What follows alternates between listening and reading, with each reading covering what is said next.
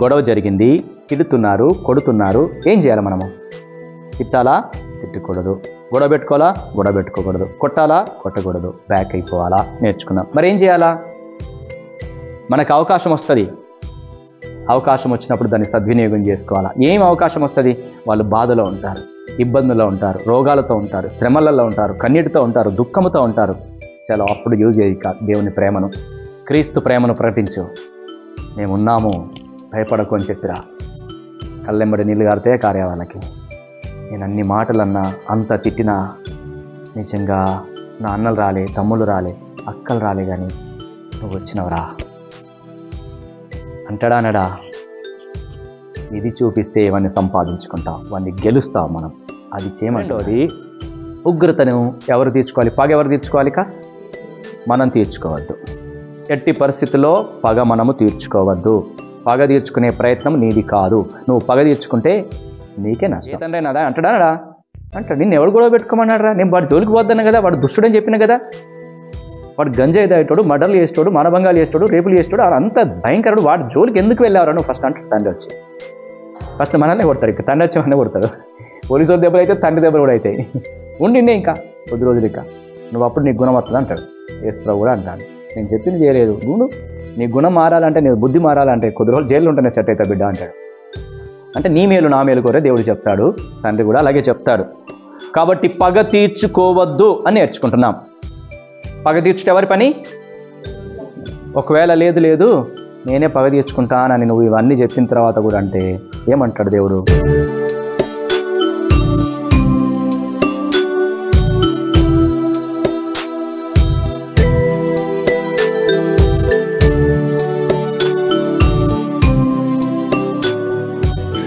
కొరింథీయులకు రాసిన 2వ పత్రిక 5వ అధ్యాయము 17వ వచనాన్ని చదువుదాము. కాగా ఎవడైనను క్రీస్తునందు నిడల వాడు నూతన సృష్టి, పాతవి గతించను, ఇదిగో క్రొత్తవాయను. చాలు, ప్రార్థన చేద్దాం. పరిశుద్ధమైన తండ్రి, మా ప్రభువైన యేసు క్రీస్తు నామములో మీ పాస్తానికి వస్తున్నాను. నేనే తలపడను, ఐక్యుడను, నిష్ప్రయోజకుని దాసును ఒప్పుకుంటున్నాను. సిలువ చాటును మరుగుపరచుము, మీ నోటికి బూరగా వాడుకొనము.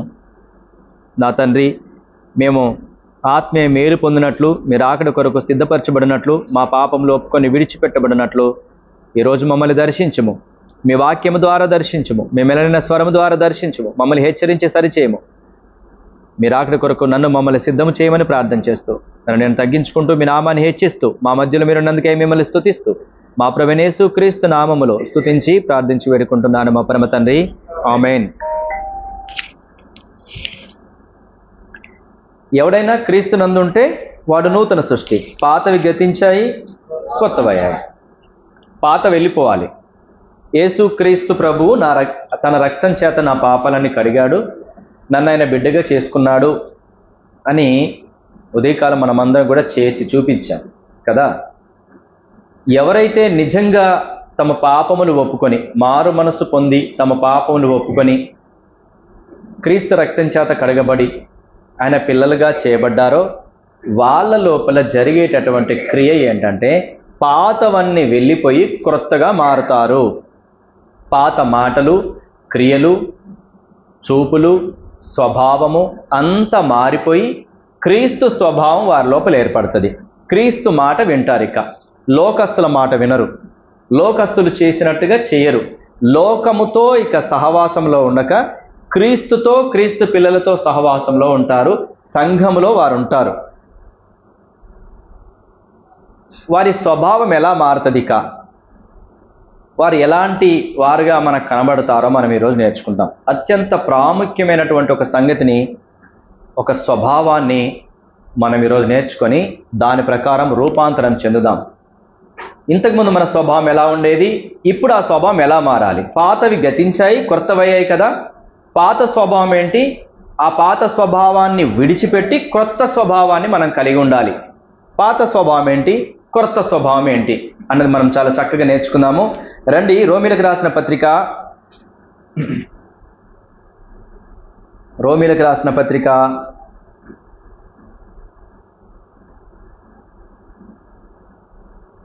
12వ అధ్యాయము 17వ వచనము. కీడుకు ప్రతి కీడు ఎవనికిని చేయవద్దు, మనుషులందరి దృష్టికి యోగ్యమైన వాటిని గూర్చి ఆలోచన కలిగినుడి. అట్లాగే చదవమ్మా. శక్యమైతే నీ చేతనేంత మట్టుకు సమస్త మనుషులతో సమాధానముగా ఉండుడి. 21వ వచనం కూడాను. కీడు వలన జయింపబడక మేలు చేత కీడును జయించుము. ఇప్పుడు పాత స్వభావం ఏంటి, క్రొత్త స్వభావం ఏంటి, అది మనం నేర్చుకుంటున్నాం. పాత స్వభావం ఏంటిది అంటే, ఎవడైనా నన్ను గనక కొట్టాడు అనుకుందాం. 2 రకాల స్వభావాలు ఉంటాయి. ఎవడైనా నన్ను కొట్టాడు, తప్పు చేశానో తప్పు చేయలేదో మొత్తం మీద కొట్టాడు. నాలో 2 రకాల స్వభావాలు ఉంటాయి. ఫస్ట్, కొంత ఓపిక కలిగినోడు అయితే ఏం చేస్తాడంటే, ఓకే వాడు నన్ను కొట్టాడు కదా, తగ్గుదాం. మొదటి స్వభావము, నా పాత స్వభావాన్ని చెప్తున్నాను. ఏంటి నా పాత స్వభావము అంటే, నన్ను వాడు కొట్టాడు కదా, చూద్దాం, అవకాశం దొరికినప్పుడు వాడిని కొడితే ఇంకా లేవకపోవాలా అని వెనకకు తగ్గి అవకాశం కోసం ఎదురు చూస్తాను. అవకాశం వచ్చినప్పుడు వాడిని కొడితే ఇక లేవడు వాడు. ఇది మొదటి స్వభావం. ఇక 2వ స్వభావం దాంట్లో అంటే, కొంతమంది ఇలాగుంటారు, కొంతమంది ఏమో ఈ స్వభావాన్ని కలిగి ఉంటారు. వెనకకి తగ్గి కొడతాడు, వాడిని కొడితే ఇంకా ఏదో డైలాగ్ ఉంది కదా, దిమ్మ తిరిగి మైండ్ బ్లాక్ అయిపోవాలంటారు కదా. సో అట్లాంటి స్వభావం కలిగినటువంటి వారు ఉంటారు. ఇంకా 2వ స్వభావం కూడా, ఇది కొంచెం బ్యాక్ అయిపోయి కొడతారన్నట్టు. అట్లా కాకుండా అప్పటికప్పుడే కొట్టేవాడు, నన్ను కొడతావని అప్పుడే కొట్టేస్తారు. అవకాశం వచ్చేదాకా చూసుడు కాదు, ఇప్పుడే దంచుడే. ఇక ఇది 2వ రకం మనుషులు. అంతేనా? ఇవే స్వభావాలు కదా మనిషికి ఉండేది. అంటే ఖచ్చితంగా పగ తీర్చుకోవడమే, ఖచ్చితంగా మనల్ని అన్న వాళ్ళని అనడమే, మనల్ని కొట్టిన వాళ్ళని కొట్టడమే, మనల్ని తిట్టిన వాళ్ళని తిట్టడమే. కొంతమంది వెనకడికి వేసి కొద్ది రోజులకి అవకాశం వచ్చినప్పుడు మైండ్ బ్లాక్ అయిపోయేటట్టు చేసేస్తారు. కొంతమంది ఏమో అప్పుడే పగ తీర్చుకుంటారు. ఇప్పుడు ఈ 2 స్వభావాలలో నువ్వు ఏ స్వభావం ఉందో నాకు తెలియదు. ఇలాంటి స్వభావం ఉన్నాయా లేవా? నాకు లేదండి, వేరే వాళ్ళకు ఉంటాయి. కాదు, నీకు ఉన్నాయి, ప్రపంచంలో అందరికీ ఉన్నాయి. నాకు లేదంటే నువ్వు అబద్ధీకునివే, అబద్ధీకురాలివే. ఇవి రెండిట్లలో ఏదో ఒక కేడర్ ఉంటుంది మన లోపల. ఉంటుందా ఉండదా? ఉంటుంది. ఇప్పుడు అవి పోయి నవీన స్వభావాన్ని ధరించుకోవాలా, క్రీస్తు స్వభావంలోనికి రావాలా. క్రీస్తు ఇప్పుడు ఏం చెప్తుండో అది నేర్చుకోవాలి. అర్థమవుతుందా? పగ తీర్చుకోవడం కాదు, ఇప్పుడు ఎలాగా మనం చేయాలో ఇక్కడ నేర్చుకుంటున్నాం. ఈరోజు ఏం నేర్చుకుంటున్నాము? కీడుకు ప్రతి కీడు ఎవనికి చేయవద్దు, మనుషులందరి దృష్టికి యోగ్యమైన వాటిని గూర్చి ఆలోచన కలిగి నుండి కీడు వలన జయింపబడక మేలు చేత కీడును జయించము. ఇందులో 2 మాటలు ఉన్నాయి. ఫస్ట్ మాట, కీడుకు ప్రతి కీడు ఎవరికి చేయొద్దు. ఫస్ట్ మాట, ఈరోజు నువ్వు చేయాల్సింది ఏంటి? నేను కొట్టాడు, కొట్టకు వాణ్ణి, వాడిని తిట్టాడు, తిట్టొద్దు. యేసు ప్రభువు ఏం చెప్పాడు? కుడి చెంప మీద కొడితే ఎడమ చెంప చూపించమన్నాడు, కానీ కొట్టమన్నాడా? అంత డేర్ చేయగలుగుతావా? డేర్ చేయకపోతే కనీసం కొట్టకుండాన్నారా? ఇంకొక చెంప చూపించకపోయినా పర్లేదు కానీ చూపించు, వీలైతే చూపించకపోయినా కానీ కొట్టకు. నిన్ను తిడితే తిట్టకు, నిన్నంటే మాటకు మాట అనకు అని ఈరోజు నేర్చుకుంటున్నాం. ఇది ఏ స్వభావము? నవీన స్వభావం. యేసు ప్రభు తన రక్తం చేత నిన్ను గడిగిండా? నిజమేనా? నువ్వు మారుమనసు పొందావు, నిజమేనా? నువ్వు ఆయన కుమారునిగా కుమార్తెగా అయ్యావు, నిజమేనా? అయితే ఈ మాట వింటావు. ఆయన కుమారునివైతే, ఆయన కుమార్తెవైతే ఈ మాట వింటావు. ఆయన కుమారుని కుమార్తె కాకపోతే ఇటు నుంచి వింటావు, ఇటు నుంచి వదిలిపెడతావు. ఇది నాది కాదులే అనుకుంటావు. ఎందుకంటే ఎవరు నాన్న చెప్పినట్టు వాళ్ళు వింటారు, వేరేటోడు చెప్పినట్టు ఎందుకు వింటాడు? మన నాన్న చెప్తున్నాడు. ఇప్పుడు మన తండ్రి అయినా మన ప్రభువైన యేసుక్రీస్తుల వారు ఈరోజు చెప్తున్నాడు, నా కుమారుడా, నువ్వు ఇప్పుడు ఏం చేయాలంటే కీడుకు ప్రతి కీడు ఎవ్వడికి చేయొద్దు. నిన్ను తిట్టిన వాడిని తిట్టకు, నిన్ను కొట్టిన వాడిని కొట్టకు, నువ్వు దుర్భాషలు ఆడిన వాడి మీద దుర్భాషలు ఆడకు అని ఈరోజు ప్రభు మనకి చెప్తున్నాడు. మనుషులందరి దృష్టికి యోగ్యమైన ఆలోచన చెయ్యి అని అంటున్నాడు. ఇది చేద్దామా? అర్థమైందా? ఈ రోజు నుంచి నిన్ను కొట్టిన వాడిని కొడతావా? తిట్టిన వాడిని తిడతావా? చేయొద్దు. అట్లా ఏం చేయాలి మరి? ఇది చేయకుండా ఉండాలా? మరి చేయాల్సింది ఏంటి? ఏం చేయాలా? ఇది చేయకుండా ఉండాలా? చేయాల్సింది కూడా చెప్తున్నాడు. చేయాల్సింది ఏంటి? చేయాల్సింది ఏంటంటే కీడు వలన జయింపక మేలు చేత కీడును జయించు. కీడు వలన జయించకు, మేలు చేత జయించాలి. ఉదాహరణకి రఘుకు నాకు ఫైట్ అయిపోయింది, రఘుకు నాకు గొడవ అయింది. ఇప్పుడు నేనేమో దేవుని నమ్ముకోలే, నా ఇష్టం వచ్చినట్టు బ్రతికేవాడిని. రఘు దేవుని నమ్ముకున్నాడు. ఇప్పుడు రఘు ఏం చేయాలి చెప్పండి? ఫస్ట్ రఘు నేను ఇష్టం వచ్చినట్టు తిట్టింది అనుకోండి, ఇష్టం వచ్చినట్టు తిట్టినా, ఇంకా భయంకరంగా ఉన్నా, ఇంకా రకరకాలుగా చేస్తున్నాను అనుకోండి. రఘు రియాక్షన్ ఎలా ఉండాలి? రఘు క్రైస్తవుడు కదా, రఘు యొక్క రియాక్షన్ ఎలా ఉండాలి? వాక్య ప్రకారం ఎలా ఉండాలి? కీడుకు ప్రతి కీడు చేయొద్దు. నేను తిట్టినా కదా తిట్టొద్దు, నేను కొట్టినా కదా కొట్టొద్దు, మౌనంగా ఉండాలి. అంతేనా? మౌనంగా ఉండాలి. రైట్, అదే చేస్తున్నాడు రఘు, అదే చేస్తున్నాడు. నేను తిట్టాను తిట్టలేదు, నేను కొట్టాను కొట్టలేదు, మౌనంగా ఉన్నాడు, వదిలిపెట్టేశాడు. ఇప్పుడు ఏం చేయాలి మరి? రఘు నా విషయంలో ఏం చేయాలా? రఘు నా విషయంలో ఏం చేయాలా? ఏమి చేయాలంటే కీడు వలన జయింపక మేలు చేత జయించాలి. నన్ను ఖచ్చితంగా జయించాలి, నా మీద పగ తీర్చుకోవాలి. ఖచ్చితంగా నా మీద పగ తీర్చుకోవాలంటే ఏం చేయాలి? ఏం చేయాలి అంటే, నేను బండి మీద చాలా స్పీడ్గా వెళ్తున్నాను, కుక్క అడ్డం వచ్చింది, కింద పడ్డాను, భయంకరంగా దెబ్బలు అలిగాయి. దెబ్బలు అలిగితే కాలు చెయ్యి కూడా ఇరిగిపోయింది. ఆధారనే రఘు కారు వేసుకొని వెళ్తున్నాడు. నేను పడుండుట చూసిండు, కారు ఆపిండు, వచ్చిండు. ఇప్పుడు ఏం చేయాలా? ఏం చేయాలా? చీచి నన్ను ఘోరంగా తిట్టిండు, తన్నిండు, అవమానపరిచిండు, తగిన శాస్తి జరిగింది. క్రైస్తవుని తిడతాడా? మంచోని తిడతాడా? ఇది తగిన శాస్తి జరిగింది, నీకు ఇట్టనే జరగాలి అని వెళ్ళిపోవాలా? కాదు. మన ప్రభు నేర్పించే పాఠం ఏంటంటే, అక్కడ ఓర్చుకున్నాడు, క్షమించిండు. నేను తిట్టినప్పుడు, నేను కొట్టినప్పుడు తగ్గించుకున్నాడు, ఓర్చుకున్నాడు, యేసుప్రభు చెప్పినట్టు చేసిండు. ఇప్పుడు నేను ఆపదలలో, మరణంలో కొట్టుమిట్టాడుతా ఉంటే ఈయనకి తగిన శాస్త్రి జరిగింది అని అనకుండా కారు దిగి, ఇతను నాకు తెలిసిన వాడే అని కారులో తీసుకెళ్ళేసి హాస్పిటల్లో జాయిన్ చేసి, డాక్టర్ని పిలిపించేసి, ఎక్స్రేలు చేయించేసి, ఆ రోజంతా నాతో పాటు ఉండి అడ్మిట్ చేసి మా వాళ్ళకి ఫోన్ చేసి రమ్మన్నాడు. మా వాళ్ళు వచ్చిన తర్వాత వాళ్ళకి అప్పు చెప్పి అప్పుడు వెళ్ళిపోయాడు. మా వాళ్ళకి అప్పుడు అప్పు చెప్పి వెళ్ళిపోయాడు. ఇక నేను కొంత కోలుకున్న తర్వాత డాక్టర్ నాతో అన్నది ఏంటంటే, నిన్ను కరెక్ట్ టైంకి తీసుకొచ్చాడు. కరెక్ట్ టైంకి తీసుకురాకపోతే నీ బ్రెయిన్లో ఆల్రెడీ బ్లడ్ క్లాట్ అయింది, అది బ్లడ్ జరుగుతోంది. నీకు ఆ ఇంజెక్షన్ వేసి కరెక్ట్ టైంకి తీసుకురావడం ద్వారా, ఇంజెక్షన్ వేయడం ద్వారా నువ్వు బ్రతికావు, లేకుంటే బ్రతకపోదు అన్నాడు అనుకోండి. ఇప్పుడు ఒక వారం 10 రోజులు అయింది, కొంచెం నేను కోలుకున్నాను. అప్పుడు నా దగ్గరికి రఘు వస్తే నా రియాక్షన్ ఎట్లా ఉంటుంది? కళ్ళ వెంబటి నీళ్ళు గారుతూ ఉంటాయి.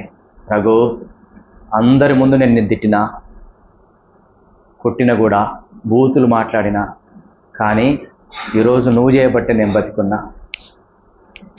రఘు, నీ రుణం నేను జన్మలో కూడా తీర్చుకోలేను అని అంటానా అన్నా? నన్ను జయించాడా లేదా రఘు? ఒకవేళ తిట్టినప్పుడే తిట్టితే, కొట్టినప్పుడే కొడితే, నన్ను తిట్టినప్పుడే కొట్టాను అనుకో, కొట్టినప్పుడే కొట్టాను, నేను జయించాను అని అనుకునేవాడు కదా. వాడెంత, వాడి బ్రతుకెంత, ఎవడికి చెప్పుకుంటాడో చెప్పుకుని నన్ను తిట్టి కొట్టాడు అనుకో, నా మీద జయించాను అని అన్నప్పుడు అనుకుంటాడు. కానీ అట్లా జయిస్తే మంచిదా, నేను ఆపదలలో ఉన్నప్పుడు నన్ను ఆదుకొని జయిస్తే మంచిదా? నేను రుణం మర్చిపోతానా? ఇప్పుడు ఎవడన్నా రఘుని ఏమన్నాడంటే ఇక్కడ నేను ఊకోను. ఎంత సంపాదించుకున్నాడు చూడు రఘు. నన్ను ఎవడన్నా, నేను దారిలో వెళ్తున్నాను, రఘుతోనే ఎవడో గొడవ పడుతున్నాడు అనుకోండి, నేను దారిలో పోతున్నాను మంచిగా అయిన తర్వాత, రఘుని ఎవడన్నా, రఘు మీద ఈగ వాళ్తే నేను తట్టుకుంటాను? ఇక నా ప్రాణాన్ని కాపాడాడు రా, ఎవడ్రా రఘు మీద చేశారు రండ్రా అంటే, ఇక నన్ను రఘు సంపాదించుకున్నాడా లేదా? ఇది మన ప్రభు నేర్పించేది. కీడు చేత జయింపక మేలు చేత నన్ను జయించినాడు, నన్ను సంపాదించుకున్నాడు. ఈరోజు ప్రభువు నీతో నాతో అదే మాట్లాడుతున్నాడు. ఏం మాట్లాడుతున్నాడు ప్రభువు? నీవు కీడుకు ప్రతి కీడు చేయకు, దూషణకు ప్రతి దూషణ చేయకు, ఓర్చుకో, తగ్గించుకో, క్షమించి వదిలిపెట్టు. రెండవది, వాళ్ళని సంపాదించుకోవాలి. అంటే ఎలాగా? వాళ్ళు ఆపదల్లో ఉన్నప్పుడు వాళ్ళని ఆదుకో. నిన్ననే నాకు నైట్ ఇది నేను వాక్యం ధ్యానిస్తూ ఉంటే ప్రభు దీని చేత ప్రేరేపించాడు కాబట్టి ఇది చెప్తున్నాను. ఇప్పుడు కూడా ప్రభు మనోళ్ళకి వాక్యం వద్దులే వేరే చెప్తానంటే లేదు ప్రభు ఇదే చెప్పమన్నాడు. నిన్న తలంపిచ్చాడు, ఎందుకంటే నిన్న నాకు ఇన్సిడెంట్ జరిగింది కాబట్టి, ప్రభు నాతో మాట్లాడు కాబట్టి ఇది చెప్పమన్నాడు. నిర్ధారణకు వచ్చాను. కానీ ఇది వద్దులే ప్రభు వేరే ఏదైనా చెప్తానంటే లేదు మళ్ళీ ఇదే చెప్పమని దేవుడు ప్రేరేపిస్తే ఇది చెప్తున్నాను. అంటే ఎవరు ఇలాంటి పరిస్థితి గుండా వెళ్తున్నారో దేవునికి తెలుసు. ఎందుకంటే రానున్నది నువ్వు ఒకవేళ కనుక వాళ్ళ మీద పగబెట్టుకొని పగ తీర్చుకోవాలని చేస్తే ముందు భవిష్యత్తు ఎంతో దారుణంగా ఉండబోతుంది. ఏమంటాడో తెలుసా? ఒకవేళ కనుక రఘు నేను ఫైటింగ్ చేసుకున్నాం, రఘు క్రైస్తవుడు నేను కాదు, నన్ను కొట్టాడు అనుకోండి, నేను కొట్టాను ఆయన నన్ను కొట్టాడు అనుకోండి, పోలీసు వాళ్ళు వస్తారు, కేసు పెడతారు, జైల్లో వేస్తారు. ఇప్పుడు జైల్లో ఉండి రఘు ఏమని ప్రార్థన చేస్తారంటే, ప్రభువా నన్ను విడుదల చేయవా అంటే, ఒరే గొడవ పెట్టుకోవద్దని చెప్పలేదురా, ఎందుకు గొడవ పెట్టుకున్నావు? కడపటి కాసు చెల్లించేంత వరకు నువ్వు జైల్లో ఉండుడే బిడ్డ అంటాడు. అవునా కాదా? ఇప్పుడు మరి ఎవరు ఏ గొడవలలో ఏ ప్రమాదాలలో ఉన్నారో తెలియదు, కానీ వెనకకి తగ్గాలని ప్రభు చెప్తున్నాడు. నువ్వు మారు మనసు పొందావు, క్రీస్తు కుమారునిగా కుమార్తెగా చేయబడ్డావు కాబట్టి దూషణకు ప్రతి దూషణ చేయకు, కీడుకు ప్రతి కీడు చేయకు, కొడితే వాణ్ణి కొట్టకు, వెనకకు తగ్గు, మేలు చేత జయించు, మేలు చేసి వాణ్ణి సంపాదించుకో అంటున్నాడు. నిన్న నాకు ఇది సంఘటన జరిగింది కాబట్టి వేరే వాళ్ళకి అతను ఫోన్ చేశాడు, మేలు చేయలేదు అతనికి, ఎందుకంటే అతని స్వభావం అలాంటిది కాబట్టి. నేను కొట్టేవాడిని కాబట్టి ఎవరు మేలు చేస్తారు నాకు చెప్పండి? చెయ్యరు. కానీ నాకు అవకాశం వచ్చింది, దాన్ని కరెక్ట్గా సద్వినియోగం చేసుకున్నాం, ఎందుకంటే మనకి ఈ వాక్యం తెలుసు కాబట్టి. సో ఇక అతను నన్ను మర్చిపోతాడా? నేను చేశాను మేలు, మర్చిపోతాడా? అస్సలు మర్చిపోడు. నాకు ఎప్పుడూ అవకాశం ఖచ్చితంగా అతనితో పడుతుంది. ఈ కథ తెలుసు అనుకుంటాను మీకు. ఏ కథ? ఒక సింహం ఉంది, ఆ సింహం చక్కగా నిద్రపోతుంది. సింహం నిద్రపోతుంది, మంచి నిద్రలో ఉంది. ఒక ఎలక వచ్చింది, అటు ఇటు ఆడుకుంటూ సింహం మీద పడ్డది. సింహం మీద పడగానే ఆ సింహము దిగ్గున లేచి ఎలకను పట్టింది. ఎలకను బట్టి, నా నిద్రను ఇంత డిస్టర్బెన్స్ చేస్తావా, ఇప్పుడే చంపేస్తాను నిన్ను అన్నది అన్నట్టు. అప్పుడు ఎలక, సింహం రాజా దయచేసి నన్ను క్షమించు, నీకెప్పుడన్నా నిన్ను సహాయం చేస్తలే అని అన్నది. సింహము ఘోరంగా నవ్వింది, నేను సింహాన్ని, అడవికి రాజును, నువ్వు నాకు సహాయం చేస్తావా? నీ సహాయం వద్దు, బిహాయం వద్దు, ఏమొద్దు, కానీ సర్లే బతుకుపో, ఇంకెప్పుడు నాకు నిద్ర డిస్టర్బెన్స్ చేయకు, ఇటు కనబడ్డావా బిడ్డ నరికేస్తా, ఒకటే బుక్కకు మింగేస్తా నిన్ను అని గద్దించింది. సింహము ఆ ఎలకను వదిలిపెట్టింది. 1 సంవత్సరం గడిచిన తర్వాత ఆ అడవిలో ఒక వల వేశారు. ఆ వలలో సింహము చిక్కుకుంది, పడిపోయింది. చాలా ప్రయత్నం చేస్తుంది సింహం వలలో నుంచి తప్పించుకోవడానికి. దానివల్ల అవుతుందా? కాదు. అటే దారిన ఎలక వస్తుంది. ఎలక చూసింది, గబుక్కున పరిగెత్తుకొని పోయి వలనంతా టక కొరికేసింది. కొరికేసిన తర్వాత సింహం చూసి, ఎలక నువ్వు నిజంగా ఎంత మంచిదానివో, నీతో నాకు సహాయం అవసరమే పడదనుకున్నా, కానీ నువ్వు లేకపోతే ఈరోజు నా పరిస్థితి ఏమయ్యేది అని అన్నాను. కాబట్టి ఎవరితో మనకి అవసరం ఎప్పుడు పడుతుందో తెలియదు. కాబట్టి మేలు చేయి, నీ చేతనైనంత మట్టుకు మేలు చేయి, ఒకరోజు తప్పకుండా నీకు వారు సహాయం చేస్తారు. వీళ్ళు చిన్నవాళ్ళు కదా, వీళ్ళతో నాకేం సహాయం పడుతుంది, నాకేం అవసరం పడుతుంది అని అనుకోకు. చిన్న పిల్లాడితో కూడా అవసరం పడుతుంది మనకి. కాబట్టి ప్రతి ఒక్కరికి మేలు చేయి, కీడు చేయటం మాను, మేలు చేయడం నేర్చుకోవాలి, కీడుకు ప్రతి కీడు చేయకుండా ఉండాలి అని ప్రభు చెప్తున్నాడు. కానీ మనం ఏం చేస్తామంటే దేవుడు చేసే పనిని మనం చేస్తాం. దేవుడు చేసే పని ఏంటో తెలుసా? దేవుడు చేసే పని ఏంటి? రండి, రోమిలకు రాసిన లేకుంటే హెబ్రీలకు రాసిన పత్రిక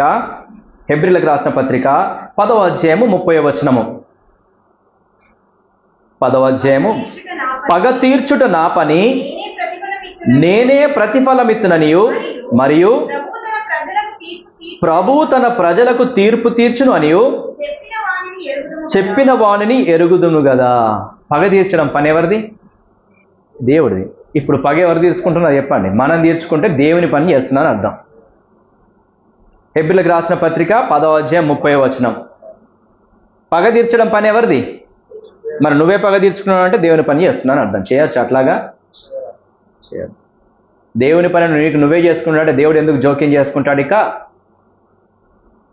కాబట్టి దేవుని పనిని నువ్వు చెయ్యకు. పగ తీర్చే పని ఎవరిది? నువ్వు చేసే పని ఏంటిది? నువ్వు చేసే పని కీడుకు ప్రతి కీడు చేయొద్దు, దూషణకు ప్రతి దూషణ చేయొద్దు. తర్వాత చేయవలసింది మేలు చేత కీడును జయించే పని నువ్వు చేయాల్సింది. తీర్పు తీర్చాల్సిన పని నీది కాదు, ఇంకా పగ తీర్చుకోవాల్సిన పని నీది కాదు. ఇది ఈరోజు నేర్చుకోండి. కానీ క్రీస్తులోనికి రాకముందు ఏం చేశాము? పగ తీర్చుట మన పనే, అవునా కాదా? మనమే పగ తీర్చుకునే వాళ్ళం. క్రీస్తులోనికి వచ్చిన తర్వాత ఈరోజు నేర్చుకుంటున్నాము, పగ తీర్చుట దేవుని పని, మన పని కాదు. అట్లాగే రోమిలకు రాసిన పత్రికలో ఇంకా బ్రహ్మాండమైన మాట రాయబడి ఉంది. నేను ఇది నేర్చుకునేటప్పుడు ఎట్లా ప్రభావ మరి నా పగ తీసుకోపోతే నా కోపం ఎట్లా చల్లారాలి? నా కోపం ఎట్లా చల్లారంటే ఆత్మీయ స్థితిలో మనం ఎదినా కొద్దీ ఇవన్నీ మనకు అర్థం చేయించి ఒక క్రొత్త స్వభావంలోనికి దేవుడు నడిపిస్తాడు. నువ్వేమో యేసుప్రభు ఏమని చెప్తున్నాడు? రక్షించబడ్డ కొత్తలో నాకు నువ్వు కీడుకు ప్రతి కీడు చేయకు, బూతులు మాట్లాడితే నువ్వు బూతులు మాట్లాడకు, తిడితే తిట్టకు అన్నాడు. సరే, తిడితే తిట్టా, కొడితే కొట్టా, ఓకే, ఇది నా వల్ల అవుతుంది అని అనుకున్నాను. రెండోది ఏం చేయమంటున్నాడు? మేలు చేయండి. ఇది ఎక్కడి నుంచి అవుతుంది ప్రభా? ఇది కాదు. నన్ను అంత ఘోరంగా మాట్లాడిండు, అంత ఘోరంగా తిట్టిండు, అట్లాంటి వానికి నేను మేలు ఎట్లా చేసేది? చేయగలుగుతామా? కానీ క్రీస్తు చేయనిస్తాడు. ఆయన ఆత్మ మనలో ఉంటే ఖచ్చితంగా చేస్తాం. ఇది అయిపోయింది, ఓకే. మరి ఇప్పుడు ఆయన మీద పగ తీర్చుకోవడం ఎట్లా ప్రభా? ఇది కూడా సరే చేస్తున్నాను, ఓకే, వాళ్ళకి సహాయం చేస్తున్నాను, ఓకే. ఇప్పుడు పగ తీర్చుకోవడం ఎట్లా? వాడి మీద పగ పోతేనే, పగ మీద తీర్చుకుంటేనే కదా నాకు కోపం జల్లారేది. మరి ఎట్లా కదా? ఉండదా? రక్షించబడే కొత్తలో ఈ ఆత్మీయ అంతస్తులోనికి ఎదిగిన కొద్దీ అట్లాగే ఉంటుంది. అప్పుడు నాకు చూపించిన వాక్యం ఏంటంటే రోమిలకు రాసిన పత్రిక 12వ అధ్యాయము 19వ వచనం. కొద్దిగా నాకు ఉపశమనం కొరకు మాట్లాడాడు, కానీ ఇప్పుడు మనం క్లారిటీగా నేర్చుకుంటున్నాం. రోమిలకు రాసిన పత్రిక 12:19. ప్రియులారా, మీకు మీరే పగ తీర్చుకొనక దేవుని ఉగ్రతకు చోటు ఇడి పగ తీర్చుట నా పని, నేనే ప్రతిఫలం నిత్తును అని ప్రభు చెప్పుచున్నాడని వ్రాయబడి ఉన్నది. చాలు. కాబట్టి నాకు ఇక్కడ అర్థమైంది ఏంటంటే, అప్పుడు రై నిన్ను చేయమన్నది నువ్వు చేయి. ఏం చేయమన్నా నేను నిన్ను? వాళ్ళు కొడితే కొట్టని పడు, వాళ్ళు తిడితే తిట్టని పడు, ఓకే, తగ్గించుకునే ఉండు, రైట్, అది చేస్తున్నాను. రెండోది ఏంటి? వాళ్ళకు మేలు చేయి అంటావు, సరే మేలు చేస్తున్నాను. మరి నా పగ ఎట్లా తీరాలి ప్రభువా కదా? నా పగ తీరాలి కదా అన్నప్పుడు ఈ వాక్యాన్ని చూపించాడు.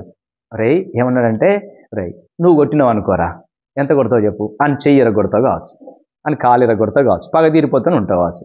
కానీ నేను కొడితే, దేవుడు కొట్టాడు అనుకోండి, ఇప్పుడు నా కొడుకే ఉన్నాడు అనుకోండి, 5 సంవత్సరాల అబ్బాయి, 5 సంవత్సరాల అబ్బాయి, వాడు ఫైటింగ్ చేసి వచ్చిండు, వాడిని ఎవడో కొట్టిండు అంటే మా అబ్బాయిని, 5 సంవత్సరాల అబ్బాయిని ఇంకొక అబ్బాయి కొట్టాడు. చిన్న అబ్బాయి, ఇద్దరు 5 సంవత్సరాల అబ్బాయిలే, ఇద్దరు చిన్న 5 సంవత్సరాల అబ్బాయిలే. మా అబ్బాయిని ఆ అబ్బాయి కొట్టాడు. వాడొచ్చి నాతో చెప్తున్నాడు, నాన్న వాడు నన్ను కొట్టాడని, వాడిని కొట్టాడు, నేను కొడతా నాన్న అన్నాడు అనుకోండి. నా మాట చాలా జాగ్రత్తగానండి. నేను ఎలాగ అప్పుడు ఉపశమనం పొందినానంటే చెప్తున్నాను, నా పగది తీరాలి కదా. ఇప్పుడు మా అబ్బాయి ఏమన్నాడంటే, నాన్న నువ్వు రా, నేను వాడిని కొడతా అని చెప్పేసి అన్నాడు. రేయ్ నువ్వు కొట్టావనుకోరా, గింతంతే తగులుతుంది దెబ్బ, కానీ నేను కొడితే 5 సంవత్సరాల పిల్లాడికి నేను కొట్టి నాకు ఎట్లుంటుంది? తట్టుకుంటాడా వాడు? అప్పుడు అవునా, నాకు కరెక్టే నాన్న, నువ్వే కొట్టాలన్నట్లయితే ఇది నా ఉపశమనం. దేవుడు ఏమన్నాడంటే, నువ్వు పగ తీర్చుకోకు, నేను పగ తీర్చుకుంటా. నువ్వు కొడితే గిందంతే కొడతావు కదరా, నేను కొడితే కనుక వాడు ఇంకా లేవుడంట. కరెక్ట్ ప్రభువా, అట్లయితే నువ్వే కొట్టిగా. కానీ అలా ఉండకూడదు మన హృదయం. అప్పుడు నాకు కొంత ఉపశమనం కలగడం కొరకు నేను మారాలి కదా, మరి లేకుంటేనే కదా మాటినే కదా. నేను మాటినాలంటే దేవుడు కొంత అట్లాగా నాకు అర్థం చేయించాడు. అప్పుడు కానీ అది కాదు వాస్తవము. మన హృదయం అలా మారాలి. పగ తీర్చుకోవడం మన పని కాదు, దేవునికే అప్పచెప్పాలా. అలాగా హృదయాన్ని మార్చుకోవాలని చెప్తున్నాను. దేవునికి అప్పచెప్పినప్పుడు దేవుడు మన హృదయాన్ని మారుస్తాడు అని చెప్తున్నాను. పగ తీర్చుకునే పని ఏంటి? ఎవరిది? దేవుడిది, నీది కాదు. నీవు పగ తీర్చుకోరకు ఏమంటున్నాడు ఇక్కడ రోమీయులకు రాసిన పత్రికలో? ప్రియులారా, మీకు మీరే పగ తీర్చుకోవద్దు, దేవుని ఉగ్రతకు చోటు ఇవ్వు. పగ తీర్చుట నా పని, నేనే ప్రతిఫలం ఇస్తాను అని దేవుడు ఈరోజు చెప్తున్నాడు. ఎవరు అట్లా చేస్తారు చెప్పండి? ఇక అట్లా చేయడానికి రెడీగా ఉన్నారా? చేయొద్దండి. చేస్తారా? దేవునికి ఉగ్రతకు చోటిస్తారా? మీరే పగ తీర్చుకుంటారా? చోటిస్తే ఇంక భలే ఉంటుంది కదా. ఇక అప్పుడు పోయి మళ్ళీ మనం సహాయం చేయాలా? దేవుడు ఖచ్చితంగా కొడతాడు, ఎందుకంటే దేవుడు అన్యాయస్తుడు కాదు. కానీ అప్పుడు మళ్ళీ పోయి వాళ్ళని పలకరించి వాళ్ళకి ఫ్రూట్స్ ఇచ్చి రావాలి. ఒకవేళ అట్లా కాకుండా మంచి పని అయింది, ఆయనకి అట్లనే కావాలి అని అనుకున్నాం అనుకో, వాని దగ్గర నుంచి ఉగ్రత పోతుంది అని కూడా రాయబడింది. వాడిని శిక్షించాడు దేవుడిక, ఇది కూడా రాయబడి ఉంది. వాడిని శిక్షించాలని మళ్ళీ ఫ్రూట్స్ ఇచ్చి రావద్దు, వాడితో మాట్లాడి రావద్దు. మన హృదయాన్ని దేవుడు చూస్తాడు. నువ్వు వాని మీద మంచి మనసు లేక వాడి దగ్గరికి పోకుండా వాడికి మంచి పని అయిందని అనుకున్నావు అనుకో, వారి మీద నుంచి ఉగ్రత కూడా పోతుంది. అది కూడా రాయబడి ఉంది. ఎందుకంటే నీ కొరకు వాడిని శిక్షించడు, నిన్ను సంతోష పెట్టడం కొరకు, నీ పగ తీర్చుకోవడం కాదు దేవుడు చేసేది, న్యాయం జరిగించడం కొరకు చేస్తాడు. అర్థమవుతుంది కదా? ఏం నేర్చుకున్నాం మనము? గొడవ జరిగింది, తిడుతున్నారు, కొడుతున్నారు, ఏం చేయాలి మనము? తిట్టాలా? తిట్టకూడదు. గొడవ పెట్టుకోవాలా? గొడవ పెట్టుకోకూడదు. కొట్టాలా? కొట్టకూడదు. బ్యాక్ అయిపోవాలా నేర్చుకున్నాం. మరి ఏం చేయాలా?